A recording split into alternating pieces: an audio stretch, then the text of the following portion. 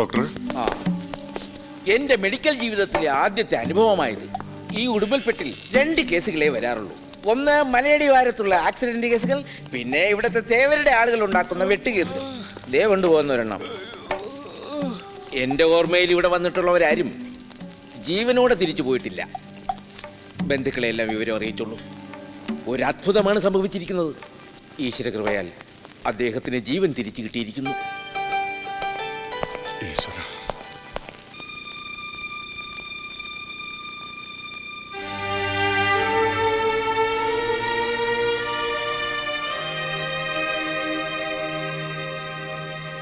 അങ്ങനെ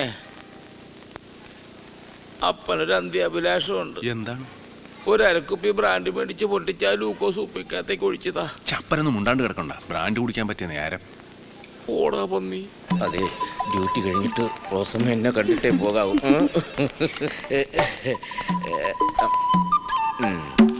എങ്ങനെയുണ്ട് കമ്മൻ? വേറെ കുഴപ്പമൊന്നുമില്ല ഡാക്ടറെ. പിന്നെന്താ? പക്ഷെ മൂത്രം പോണില്ല. ഈ ലൂക്കോസ് കയറ്റം നിർത്തിയിട്ടേ ഇത്തിരി മൂത്രം കയറ്റിയാൽ മതിയായിരുന്നു. അതെ, ഈ മൂത്രം അകത്തേക്ക് കയറ്റാനുള്ളതല്ല തൊമ്മൻ, അത് പുറത്തേക്ക് ഒഴിക്കാനുള്ളതാ. ഈ ട്രിപ്പ് കഴിഞ്ഞാൽ വേണേ പോകാം കേട്ടോ. എന്നാ ഇന്ന് തന്നെ ഡിസ്കണക്ട് ചെയ്തേക്ക് ഡോക്ടറെ. പേഷ്യന്റ് നിങ്ങളുടെ ആരാ? അപ്പനാണ്. ആഹാ, എന്തെങ്കിലും ഫാമിലി പ്രോബ്ലംസ് ഉണ്ടായിരുന്നോ? അപ്പന് ഫാമിലി ഒന്നുമില്ല, ഞങ്ങള് മക്കള് മാത്രമേ ഉള്ളൂ. ഓഹോ. അല്ല ഡോക്ടറെ, അപ്പൻ എന്താണ് സൂക്കേട്? Suicide attempt. അയ്യോ, അതത്രയും വലിയ സൂക്കേടാണോ? അല്ല, നല്ല അടി കിട്ടാത്തതിന്റെ സൂക്കേടാ. ആത്മഹത്യാശ്രമം. ഇന്നലെ രാത്രിയിലെ ഭക്ഷണത്തിൽ വിഷം ചേർത്ത് കഴിച്ചതാ. ജീവിതത്തിൽ പല പ്രശ്നങ്ങളും ഉണ്ടാകും എന്ന് കരുതി വിഷം കഴിക്കുകയാണ് വേണ്ടത്. അങ്ങനെയാണെങ്കിൽ ദിവസവും 3 നേരം ഞാൻ വിഷം കഴിക്കണമല്ലോ. ഈ നിൽക്കുന്ന റോസമ്മ ചുരുങ്ങിയത് 4 നേരവും. ഞങ്ങളെ പറ്റി എന്തെല്ലാം അപവാദങ്ങളാണ് എൻ്റെ ഭാര്യ പറഞ്ഞു നടക്കുന്നതെന്ന് അറിയാവോ? എല്ലാം ഞാൻ നേരിടുന്നില്ലേ, സഹിക്കുന്നില്ലേ? പ്രശ്നങ്ങളെ ഫേസ് ചെയ്യൂ Thoman. Take it easy. Everything will be all right. Okay. Doctors റൂമിലേക്ക് നടക്കുന്ന സമയം അപ്പനെ കോലത്തിൽ കിടത്തിയപ്പോ നിനക്ക് സമാധാനമായില്ല? പാതിരാത്രി ഒരു വീട്ടിൽ കയറി ചെന്ന് കത്തി കാണിച്ച് ഭക്ഷണം ചോദിക്കുമ്പോ ഓർക്കണമായിരുന്നു അവര് ചതിക്കുമെന്ന്. ആ വീട്ടുകാർക്കുള്ള നന്ദി ചൂടോടെ പറഞ്ഞിട്ട് വരാം. ബാക്കി നിനക്ക് വന്നിട്ട് മാറി. അത് പോട്ട്, നീ ചോദിക്കാൻ നിൽക്കണ്ട. മകനെ, നീ ഇങ്ങോട്ട് വന്നേ. എന്താ ഇവിടെ ഇരുന്നേ. സത്യം പറ, പൂർവ്വവൈരാഗ്യം മനസ്സിൽ വെച്ചാണ്ട് നീ എനിക്ക് വിഷം തന്നതല്ലേ? അപ്പാ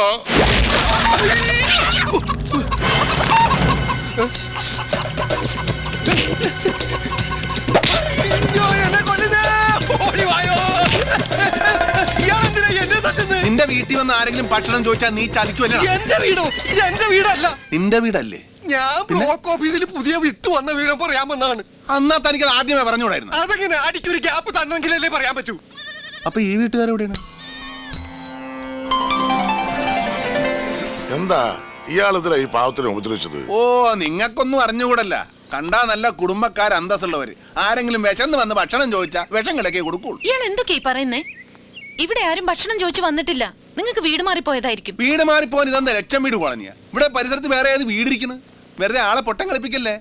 അവന്റെ വിടുവായിക്ക് എന്തെങ്കിലും പറഞ്ഞെന്ന് വെച്ച് വിഷം കൊടുത്താണ് പകരം വീട്ടുന്നത്. ഞങ്ങൾ 3 പേരും ചത്തുകൊണ്ടാണ്.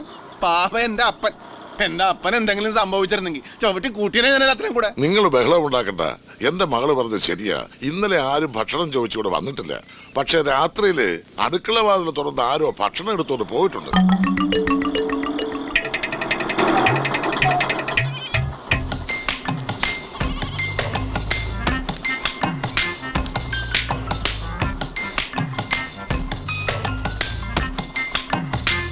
അപ്പ അടുക്കളയില് നിങ്ങൾ വിഷം കലക്കിയാണാ ഭക്ഷണം വെക്കണത്?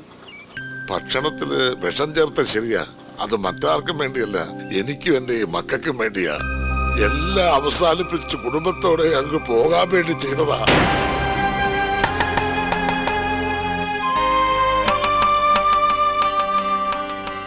എന്റെ പണിക്കരിയേട്ടാ, എന്ത് അക്രമമാണ് നിങ്ങൾ ഈ കാണിച്ചത്? ഈ കുട്ടികളുടെ കാര്യമെങ്കിലും ഒന്ന് ഓർക്കണ്ടേ? പിന്നെ ഞാൻ എന്താ ചെയ്യേണ്ടത്?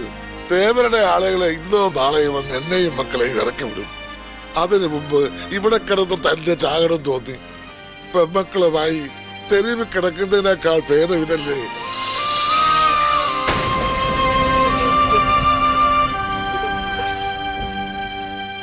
ഹാ, ജീവിതത്തിൽ പ്രശ്നങ്ങൾ വരുമ്പോ ഇങ്ങനെയൊക്കെയാണാ ചിന്തിക്കണത്? ഞാനൊന്ന് ചോദിക്കട്ടെ, ഈ കൊടുങ്കാറ്റും സുനാമിയും വന്ന് എത്രാളത്തിന്റെ വീടും കൂടിയൊക്കെ നശിച്ചിരിക്കണ്? അവരൊക്കെ തന്നെത്താൻ ചെയ്യാൻ പോവാ? ഈ കുടുംബത്തിലുള്ളവർ ജീവിച്ചിരിക്കണമെന്നാ ഒടയതമ്പുരാന്റെ കൽപ്പന. അതുകൊണ്ട് ഇവിടെ വെച്ച് ഞങ്ങളുടെ ലോറി കേടാകാനും ഇവൻ ഇങ്ങനെയൊക്കെ ചെയ്യാൻ തോന്നിയത്.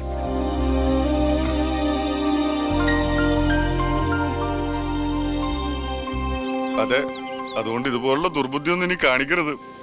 എപ്പോഴും ഇതുപോലെ വന്ന് രക്ഷപ്പെടുത്താൻ എനിക്ക് കഴിഞ്ഞൊന്നും വരില്ല. എടാ ഒന്നിങ്ങോട്ട് വന്നേ. ജസ്റ്റ് വേണ്ട പറേ. എടാ പെങ്കുച്ചു കൊള്ളാല്ലേ? നീ അപ്പന്റെ തലയെ തൊട്ട് സത്യം ചെയ്തില്ലടാ പന്നി. നീ മോട്ടിക്കലെന്ന്. പിന്നെ നീ ഇപ്പൊ എന്താ കാണിച്ചത്? എന്ത് 4 പേരുടെ ജീവൻ രക്ഷിച്ചത് തെറ്റായി പോയാ? അതല്ല. എന്തല്ല തെറ്റായി പോയെങ്കിൽ പറയടാ. നീ കുറച്ച് ചോറ് വിഷം കലക്കിത്താ, ഞാൻ അവരെ കൊണ്ട് തല്ലി തീറ്റിക്കാം. എന്താ വേണ്ടേ? വേണ്ടേന്ന്. പോടാ. എന്ത്? ചുമ്മാ ഇരിക്കട്ടെ, കളിക്കല്ലേ? ഇയാൾക്ക് ഇത് തന്നെ പണിയാ. ഈശ്വരൻ തന്ന ജീവൻ എടുക്കുമ്പോ ഈശ്വരനോട് തന്നെ അനുവാദം ചോദിക്കണമെന്ന് തോന്നി അവസാനമായി പൂജാമുറി കയറി ഒന്ന് പ്രാർത്ഥിച്ചു. പക്ഷെ എല്ലാം സഹിച്ചുകൊണ്ട് ജീവിച്ചിരിക്കാനാണ് ഈശ്വരന്റെ തീരുമാനം. അതുകൊണ്ടാ ആ നിമിഷം അങ്ങനെയൊക്കെ സംഭവിച്ചത്.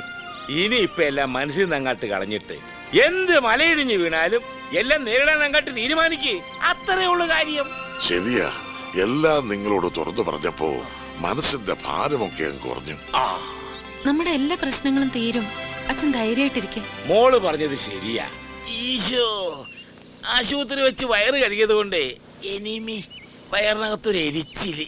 മോള് ചെന്ന് ഇവർക്ക് കഴിക്കാൻ എന്തെങ്കിലും ഉണ്ടാക്ക്. അതെ അതെ, ഇത്തിരി അരിഭക്ഷണം ചെന്നാലേ വയറൊന്ന് നേരെയാകത്തുള്ളൂ. അല്ല, അവന്മാരെന്തിയേ? അല്ല ഭൈ, ഇവിടെ അടുത്ത് വല്ല വർക്ക്ഷോപ്പ് ഉണ്ടാ? ഓ, അതങ്ങ് ടൗണിൽ പോണം. പിന്നെ ഇവിടുന്ന് 2 കിലോമീറ്റർ അകത്തോട്ട് ചെന്നാ ഒരുത്തനുണ്ട്. നമുക്കൊന്ന് പോയി നോക്കിയാലോ? പിന്നെന്താ, എന്നെ തല്ലിയിട്ടുള്ളവരൊക്കെ ഇപ്പൊ എന്റെ ഫ്രണ്ട്സാ. വാ ചങ്ങാതി നടക്ക്. എടാ അപ്പനെ നോക്കിക്കോണേ. ഓ, പിന്നെ അപ്പം കാലുതെറ്റി കൊളത്തി വീഴുവല്ല. ഡാ, ആ അപ്പന്റെ പതിവ് മറക്കല്ലേ മകനെ. ആ സുഖമില്ലാതിരിക്കല്ലേ, അകത്ത് വിശ്രമിക്കാം. ഓ,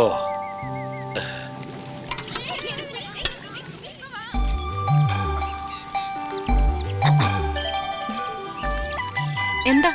വിഷമൊഴിക്കാത്ത കുറച്ച് കഞ്ഞിവെള്ളം തരുമോ? കഞ്ഞി പാകായിട്ടില്ല. എങ്കിൽ ഞാനും കൂടി സഹായിക്കാം. എന്താണെന്നറിയില്ല, വെറുതെ ഇരിക്കുന്നത് എനിക്ക് വലിയ ഇഷ്ടമാണ്. ഇവിടെ ഞങ്ങൾക്ക് ചെയ്യാവുന്ന ജോലിയേ ഉള്ളൂ. നിങ്ങൾ അപ്പുറത്തേക്ക് പൊയ്ക്കോ. ഛെ, എങ്ങനെ പോകും മോളെ? ഇങ്ങോട്ട് മറിക്ക. ഇനിയും വല്ല വിഷമൊക്കെ ഇട്ട് തന്നാലോ? അതെ, എപ്പോഴും ഇങ്ങനെ വിഷത്തിന്റെ കഥ പറയണമെന്നില്ല. ഹേയ്, എന്താ കുട്ടി ഇത്? നിങ്ങളൊക്കെ ഇങ്ങനെ ദിക്സാക്ഷിയില്ലാതെ സംസാരിക്കുന്നത് കേൾക്കുമ്പോ വിഷമമുണ്ട് കേട്ടോ, വിഷമമുണ്ട്. എന്താ അനിയത്തി കുട്ടികളുടെ പേര്? എന്റെ പേര് സിന്ധു. ആ, ബിന്ദു. എന്താ ചേച്ചിയുടെ പേര്? ഷീല. ഷീല. ഞാൻ സത്യൻ. സത്യനും ഷീലയും. അല്ല, ചെമ്മീൻ കണ്ടിട്ടുണ്ടോ? ചെമ്മീനില്ല, ചാള മതി അമ്മാമ. Smart boy.